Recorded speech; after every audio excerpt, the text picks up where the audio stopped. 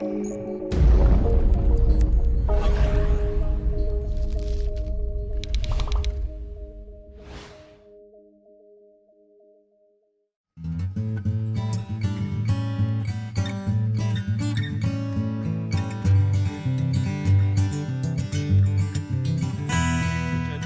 welcome.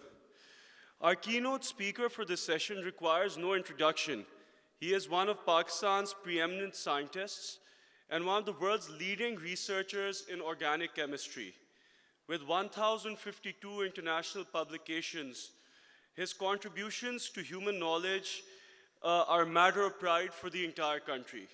He is editor-in-chief of 8 European chemistry journals and editor of the world's leading encyclopedic series of volumes on natural products called Studies in Natural Product Chemistry. Professor Rahman won the UNESCO Science Prize in 1999 and was elected as Fellow of the prestigious Royal Society of London in July 2006.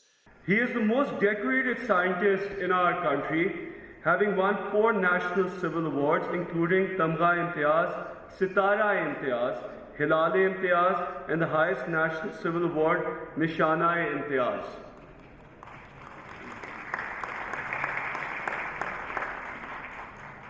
In recognition of his global outstanding services to the development of science and technology, the largest university in Malaysia, University of Technology, Mara, Malaysia, has established an institute entitled Atiq Rahman Institute of Natural Product Discovery in 2013.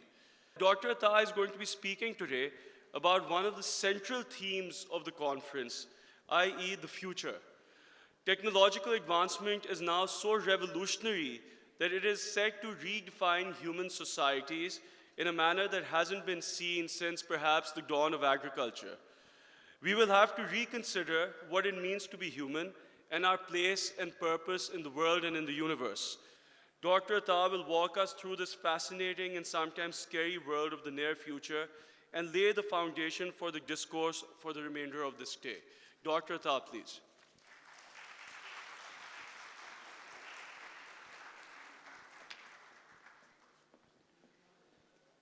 Bismillahirrahmanirrahim.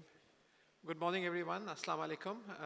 Real pleasure to be here this morning and talk to you about this strange new world where truth is stranger than fiction. And every day brings 1,000 discoveries, often serendipitously, and they are transforming our lives. So we live in the midst of a major wave of change, and the challenge is to ride this change and not to get buried under it. So I'll be talking to you about,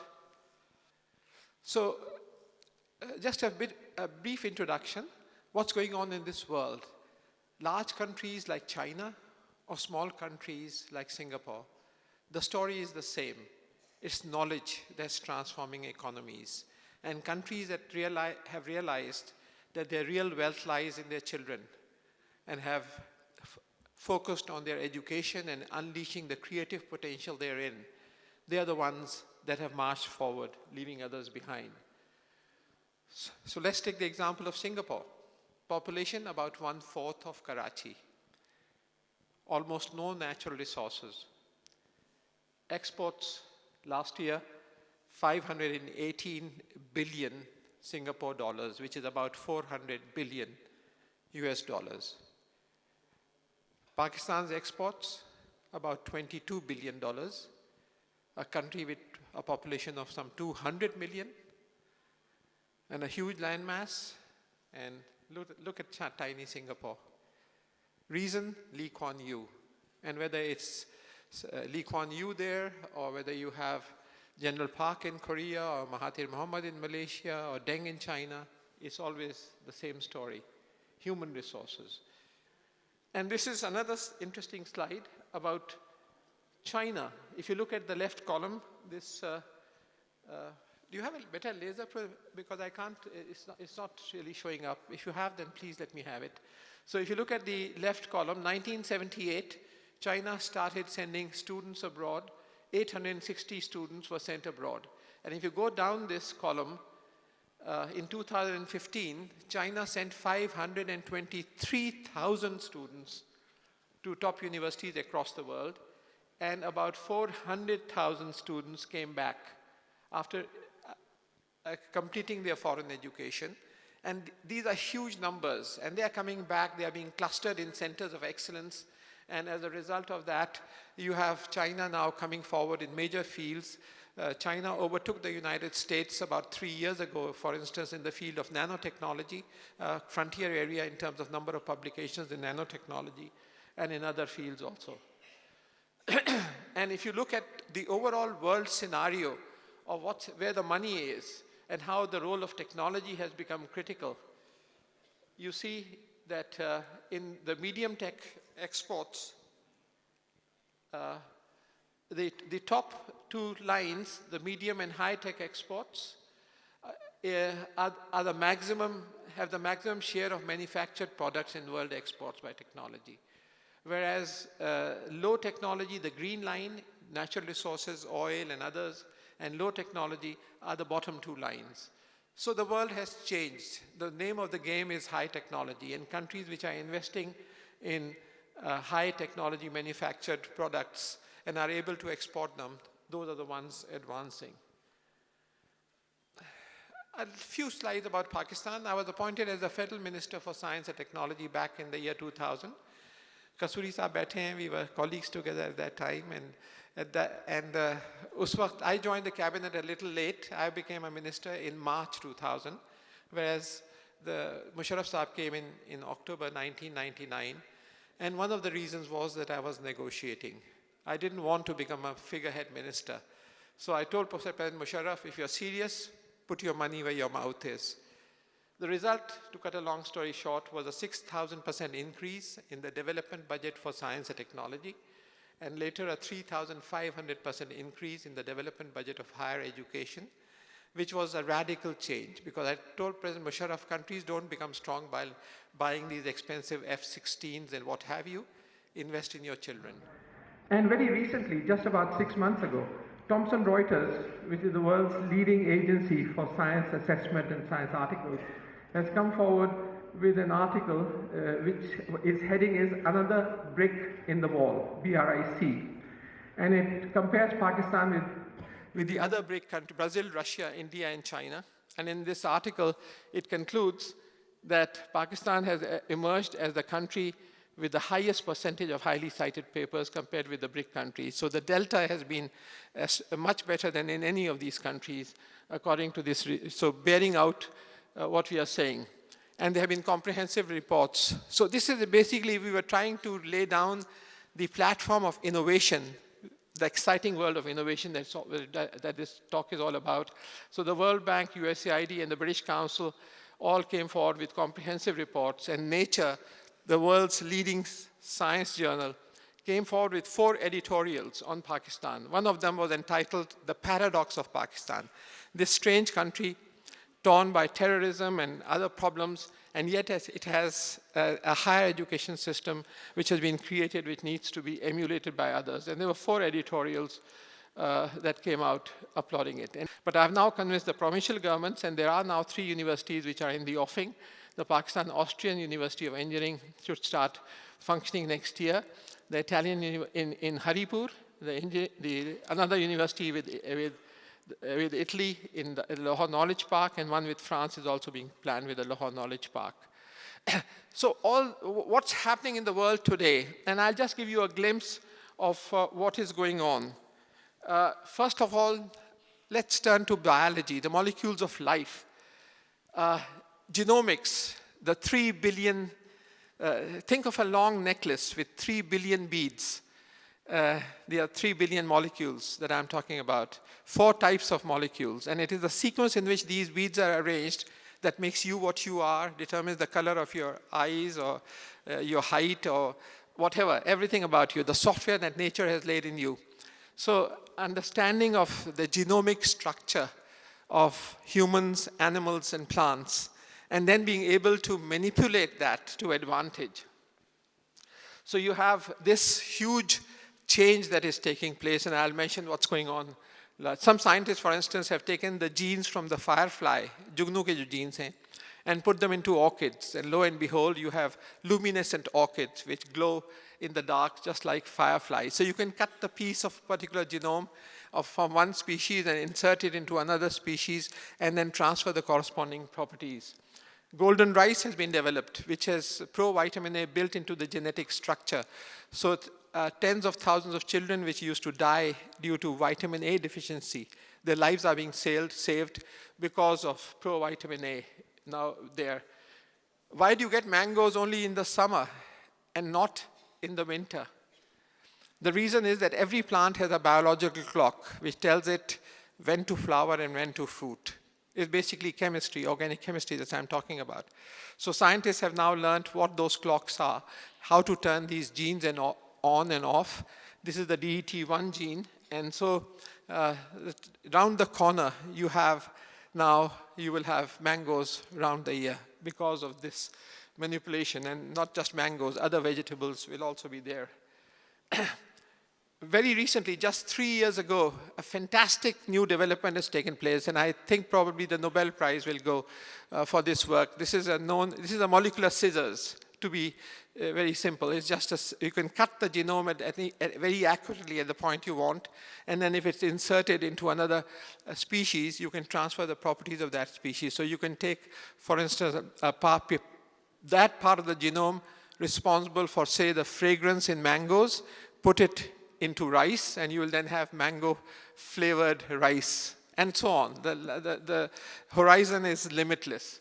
So this is a fantastic new technique which is being developed, and already it is being practiced in Pakistan. I have set up a center for genomics research, which has state-of-the-art gene sequencing facilities named after my father, because it was from a personal donation at Karachi University, and so it is already being practiced there.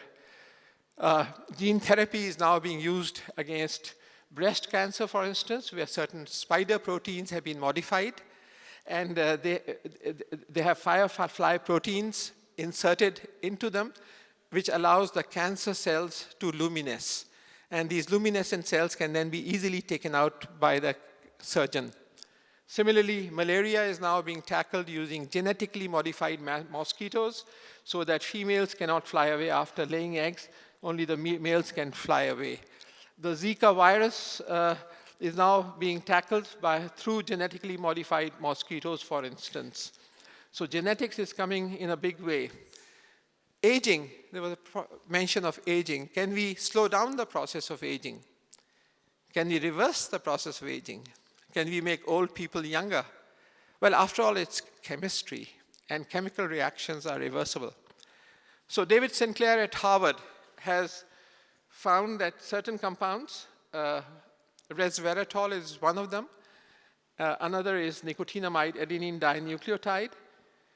When given to mice which were 3-year-old, their body features changed, and they became like they were 1-year-old within 3 to 4 weeks. So actually reversed the process of aging. There are various reasons for aging, apoptosis, telomere, and so on. I don't have time to go into them, but this is a very exciting area and a hot area of research. One drug which is already undergoing clinical trials is metformin. Metformin is already approved by FDA for treatment of diabetes, but is now being thought as the fountain of youth, as it also reverses the process of aging. And so the clinical trials on it began in February 2016 as an anti-aging agent. Similarly, re-engineering of polio, various viruses. For instance, polio virus has now been re-engineered to treat a fatal form of brain cancer, glioblastoma. And that's, again, something. And so these are so-called exponential technologies, synthetic biology, and the ramifications that are coming from them. Microbes have been used as workhorses for centuries. So corticosteroids, antibiotics, etc. But now there are fantastic more applications coming in. Is synthetic life around the corner? This is the work of Craig Venter in the United States. Took a bacterium, threw out its DNA, and then synthesized a DNA of about 500 molecules together and put it back into the bacterium, and it came alive and made 1 billion copies of itself. So we have all heard of 3D printing, but now human organs can be printed by using 3D technique, because scientists have learned how to grow these cells, human cells, in tanks and then spray them through nozzles, and then layer by layer create printed human organs. And stem cells promise to change the way medicine will be practiced tomorrow. Yamanaka in Japan got a Nobel Prize for his work on stem cell technologies. These are, you can take a normal skin cell and convert it back into a stem cell, and then through certain processes convert it into a heart cell or a lung cell or a kidney cell. So you don't need the human embryos anymore to get stem cells. You can get them from normal cells and retro-differentiate them and then reconvert them into whatever you want. So this is another very exciting area. This is parts of a human kidney produced by 3D printing, and there are people walking around now with such partly printed 3D kidneys or partly printed livers or jaw bones or hip bones and other parts. And the stem cells, this is a technology which is being used to treat osteoporosis and restore bones using stem cells. And stem cells are already finding many applications in medicine. Kidney failure is a big problem, and people have to go for dialysis sometimes twice or thrice a week. So these are now wearable kidney machines that are being developed, which you can wear under a coat. And so it's continuous dialysis. So these are portable, wearable kidney machines developed at the University of Washington. You cut off the tail of a lizard, and it grows back. You cut off the hand of a man, a person, and it does not grow back. So what's the difference? Well, scientists have recently discovered that there are some tiny switches, microRNA switches, which are responsible for the growth of that tail of the lizard. And now they are exploring whether this can be applied, whether similar switches exist in human beings, and whether we can make human organs grow back also through switching those genes off or on. So this is another area. The whole area of regenerative medicine, tissue engineering, including stem cells, is really one of the hottest frontiers in science today. And this brings me to another area where I have been involved for the last 10 years or so, or 15 years. This is understanding of the human brain, the chemistry behind the human brain. 100 billion neurons, each talking to some 10,000 other neurons. So 100 billion times 10,000 synaptic connections. Arguably the most complex object of our universe is our own brain. So this is a real frontier for science. So we have been working on the molecular basis of thought. When I look at this object, I see it instantly and I remember its shape and color and the fragrance. So what is the chemistry behind it? It's a huge and exciting area. So thoughts are not abstract. Thoughts are made of atoms and molecules. What atoms, what molecules? You're feeling depressed, go around the corner, buy a pill from a pharmacy, and you'll start feeling better. So emotions are nothing but molecules.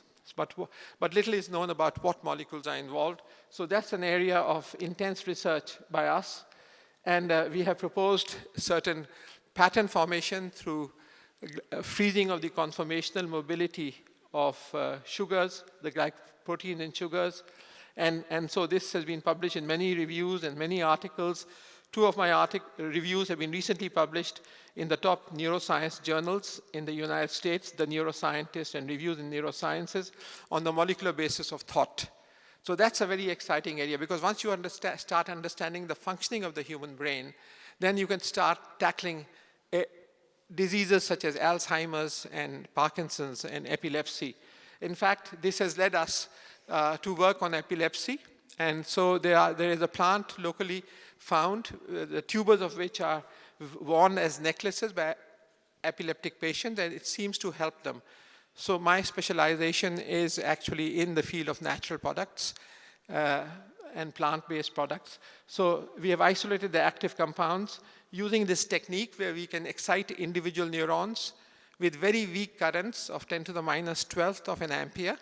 and create epileptic-like behavior artificially in the lab. And then using plant extracts or pure compounds, we can see if we can cure that and suppress that behavior, the repetitive neuronal firing. And using that technology, we have isolated these active compounds, done their structures, patented them in the United States, and they are undergoing clinical trials in Canada. They have passed through phase 1 clinical trials. They are into phase 2. There's no cure for epilepsy at the moment. The drugs used today are as good as they were 200 years ago. There'll be no improvement, so there is a need. And that takes us to the biology-computer interface. Quantum computing is now coming in, again, in a big way. Normal computers use binary systems, 0, 1. But now quantum computers are coming in with using qubits, and these are hundreds of millions of times faster. And this is going to change the way we develop drugs, change the way we manipulate big data, whether it's related to environment or whether it's related to medicine, and has many other applications. So Google has developed a quantum computer already, which is 100 million times faster than normal computers, and D-Wave, again, using superconducting chips. This company is also using supercomputers, and this, again, is going to cause a major change in the way we do things. When I raise this hand like this signal is different from my other stray thoughts. This can be readily recognized by a small cap or a device around your head, which can sense these command signals. These are now commercially available. So Honda has developed a cap which you can wear, nothing intrusive, which has certain sensors. And you give a mental command, and you can drive cars, for instance, through crowded streets purely by thought control. And for instance, this gentleman sitting there has a device around his head, and he's driving a car just by thought control through crowded streets. So this is another frontier which is coming up. The blind can today see with their tongue. This was an article published in Daily Telegraph a couple of years ago. But in fact, this was discovered about 7, 8 years ago when the research was first published. Actually, you see with your brain. Your eyes are only a mechanism for image transfer. So what this company called YCAB in Wisconsin has done is to develop this device. And if you see, this lady has a little camera on her dark glasses. She's a blind lady. This is taking in the optical signals, which are being converted into electrical signals. And in her hand is a lollipop-like device, which has 400 sensors. The moment she puts this onto her tongue, the image is then transferred through the nervous system of the tongue to the brain, restoring partial eyesight, so that she can differentiate between a knife and a fork and see lift buttons. So these have been applied to soldiers whose eyes were damaged in Iraq and Afghanistan, British and American soldiers, and the company's name is YCAB, W-I-C-A-B. And this was developed at the University of Pittsburgh Medical Center. Similarly, you have, this was a study of hardened criminals, and they found that there are certain genes which are, and if those people have those genes, the chances of them committing crimes become much greater. So the so-called crime genes have now been identified, and I think before long you will have a time when you're employing somebody, you will do his blood test and see whether he has or she has those crime genes or not. There was recently a competition between IBM has created this fantastic computer called Watson. And there was a competition between IBM and a number of cancer specialists. And the patients, cancer patients, their symptoms were fed into the computer, and they were also told to the cancer specialists. And it turned out that in 99% of the cases, Watson came forward with the same remedy as had been said by the cancer specialists. And in 30% of the cases, Watson came forward with additional remedies that could be used. So that time is also coming, where when you go to a doctor's clinic and you'll find a little computer sitting there and ordering your treatment. This lady, she doesn't know a word of Chinese, and she goes to China. The person she's talking to doesn't know a word of English. What does this poor lady do? Well, no problem. She has in her ear a little device, which is a real-time translating device developed at the Waverly Laboratories in New York. So she speaks in English. The person she's talking to has a similar device, and it's translated into Chinese, and he hears in Chinese. And he speaks in Chinese, and she speaks in English. Waverly Laboratories, New York. This is the billions of dollars and cents that I was talking about, how innovation is transforming economies. And countries which are investing in their real wealth, their children, in science, technology, innovation, and in entrepreneurship, those are the ones that are marching forward through such discoveries. DARPA, an American defense organization, has developed these beetles, flies, cockroaches, half insect, half robot, can be manipulated from miles away by the US Embassy, made to sit on the wall of your prime minister or your president or your army chief and transfer all the conversations to the United States. DARPA. So next time a fly comes and sits on your table, just watch it. And then you turn to this amazing world of new materials. A world, for instance, the Harry Potter's disappearing cloak is now a reality. अगर हमारे दोस्त कसूरी साहब को मैं एक shawl उड़ा दूं जनाब इस मेटा मटेरियल की तो sir you are going to disappear. You are going to become invisible to the human eye because these materials bend light. So think of a stream of water with a stone in between. Water collides against that stone and goes round it. That's exactly what metamaterials do to light. And these are now being used for cloaking submarines and tanks and aeroplanes for stealth purposes. Intelligent materials are here. You may be driving a car, it hits a little, it has a little dent. You will keep smiling because it will restore itself to its original shape. So these are intelligent materials. The Terminator film materials. You fire a bullet, a hole is created 2-inch wide, and within seconds it disappears. They are here. The self-healing materials. Graphene is here. Amazing substance. 2 professors at Manchester got a Nobel Prize, shared a Nobel Prize for this work on graphene. 200 times stronger than steel. A thin hair of graphene, about 150 times thinner than your human hair, you can hang a fat elephant and it will not break. And it's finding large number of applications in electronics and in other fields. Similarly, you have paper-thin televisions being made from graphene and batteries which are much faster. And programmable silk has been made. Intelligent wearable strength. Again, you see these films, you have these power suits which you can wear and then you can run 20 times faster and jump 10 times higher than normal people. And these are being used by the army also. You're getting old and you have wrinkles on your face. Keep smiling. You just rub a cream and the wrinkles disappear. And come back come back at night and wash it off and the wrinkles reappear. So this is the wrinkle zapping cream. Why do you have to take so many pills a day? This is ultra-long drug delivery material which have been developed, polymers which hold the drug and release it slowly over 3 or 4 weeks, a discovery at MIT. Bulletproof jackets made out of paper are there. Paper, nanocellulose, light, absorbent, bulletproof. Paper is now being made from stone, so you don't have to cut trees anymore. It's just paper mixed with polymer.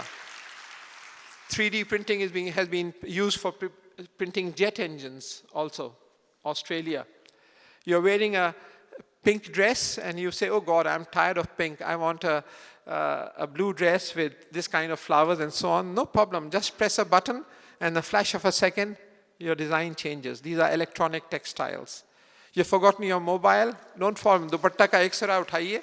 And you can send a call using a mobile. You've forgotten your computer, pick up the other end of your dress and send an email message. These are here already. Go tonight, look it up on the internet, e-textiles, you'll find many companies manufacturing these. F-textiles, you go to a party wearing one colored dress, come back wearing another. So this slowly changes the color. So you go wearing a maroon dress, come back. So over 2 or 3 hours, the color of the dress changes. And similarly, I'm just closing up in the next 3 or 4 minutes. Solar cells have been developed, which are much more efficient than normal solar cells, which convert the heat also to electricity, not just the light, which have more than 50% efficiency. This is a very exciting experiment going on in the south of France, creating mini suns on Earth, fusion of deuterium and tritium. So how does the sun produce its energy? Through fusion reactions, fusion of hydrogen to give you helium.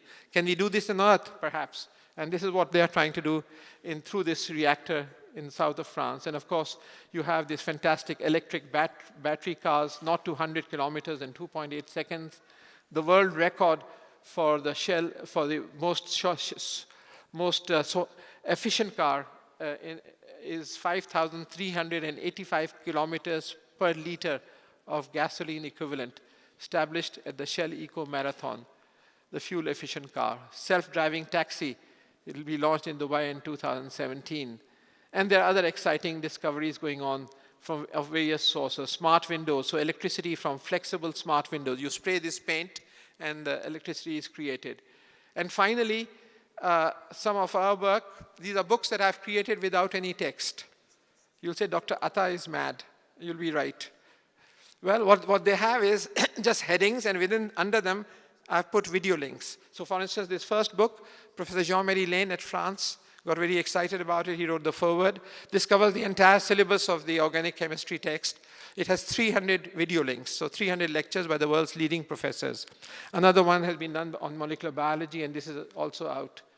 And then we have created an integrated version of massive open online courses. So you have all these available free of charge, lejforlearning.com.pk. So I'll stop here, I think, because I think we should leave time for some questions and answers. So you may have, so thank you very much. Thank you.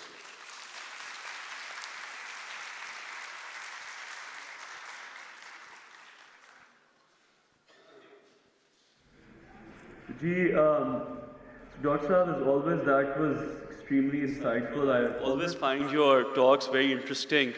मैं हमेशा लोगों से इस किस्म की गुफ्तगू करता हूँ, but I'm always met with skepticism. But with your qualifications, we have no choice but to believe that this exciting world is right around the corner, which I hope it is. So we have a few questions here.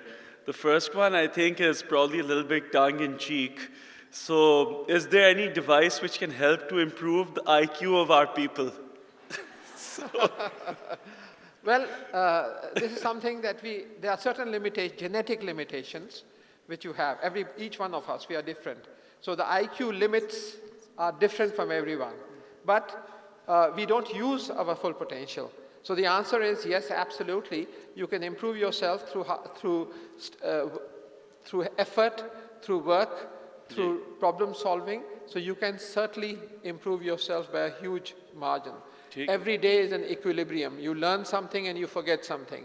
So if you were to put me in an O-level exam today, I'm sure I'll fail hopelessly because I've forgotten all that I learned at that time. So the challenge is first that you should keep learning, and it should be a passion. It should not be just something for learning for exam. It should be for enriching your personality. And you can certainly improve your knowledge and your IQ with effort. Excellent. So then there's a question, Ji, is QAU, which I believe is Quaid-e-Azam University, also providing such opportunities for research in biotechnology? Yes, there are now facilities. I set up the National Commission on Biotechnology and on Nanotechnology back in the year 2001. And so many universities have now good facilities for biotechnology work. NUST also has some excellent facilities. So has ComSats, and there's a very good school of biological sciences in Lahore as well. So there are many places now where exciting work in the field of biotechnology is going on.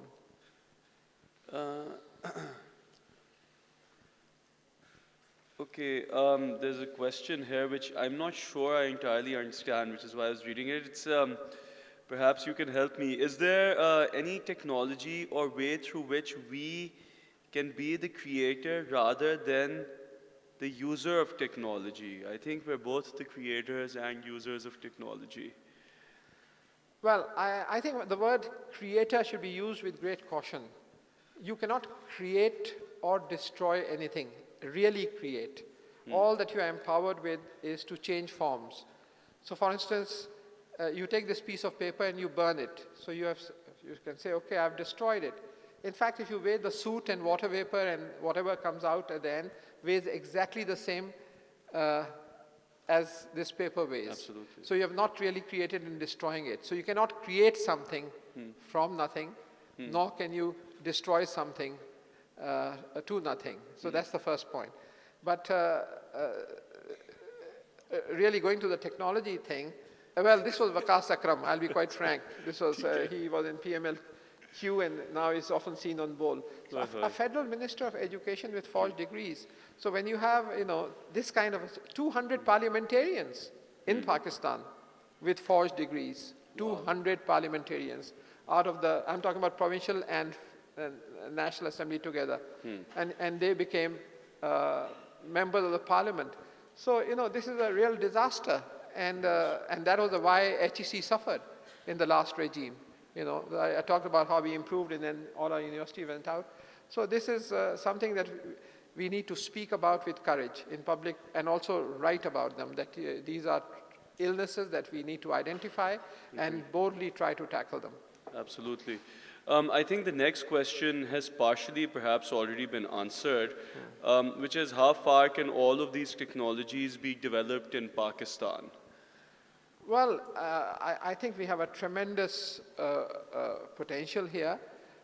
We have many excellent scientists. We have some good institutions.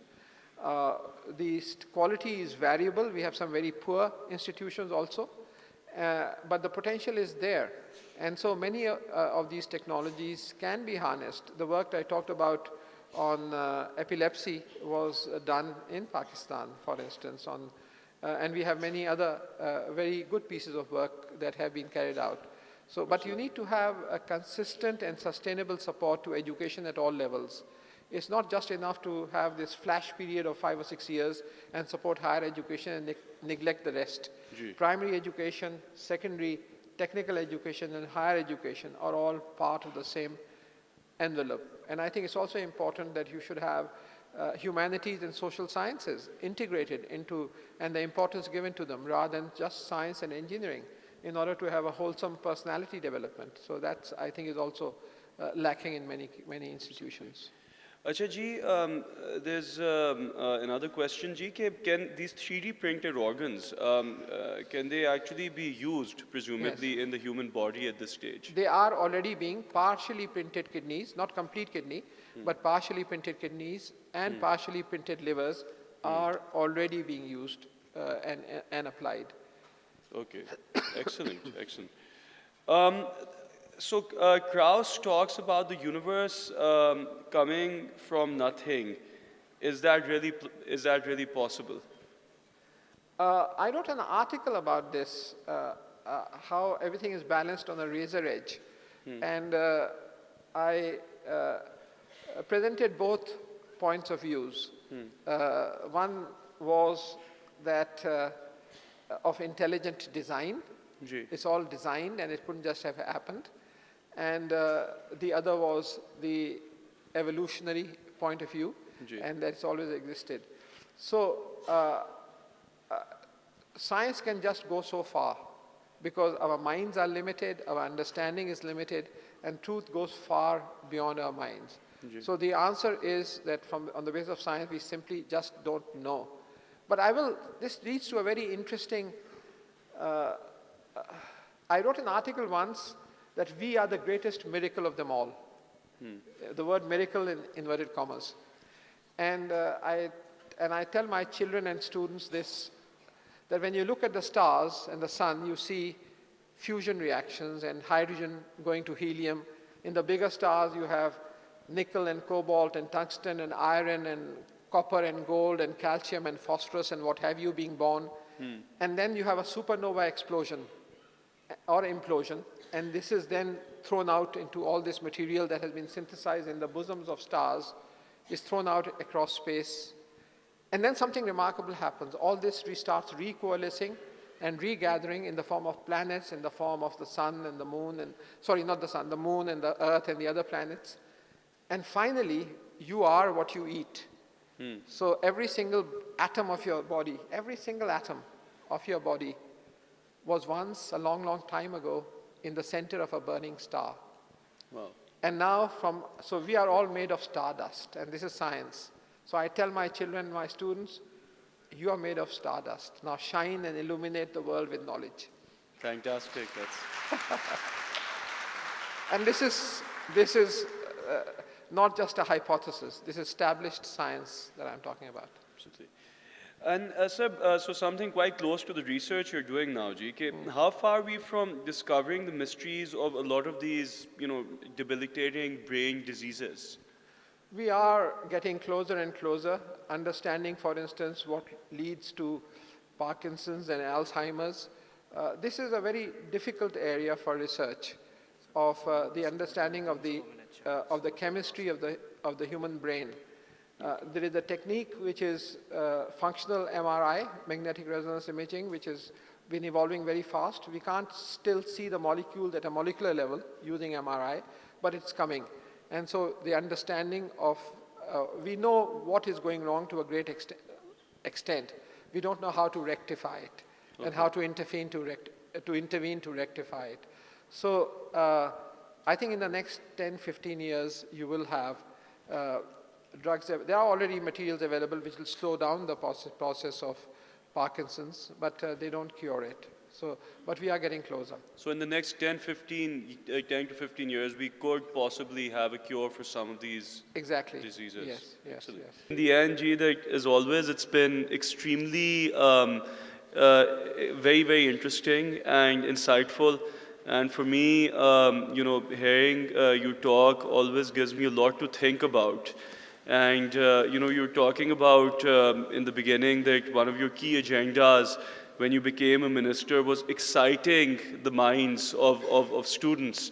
And that really is the key. So I really hope that this session has excited the minds of some of the people in the audience, at least, and intrigued them.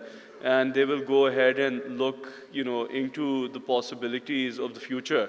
So I've certainly found it very, very interesting. I would like to, thank you for taking the time out to join us here today and enlightening all of us.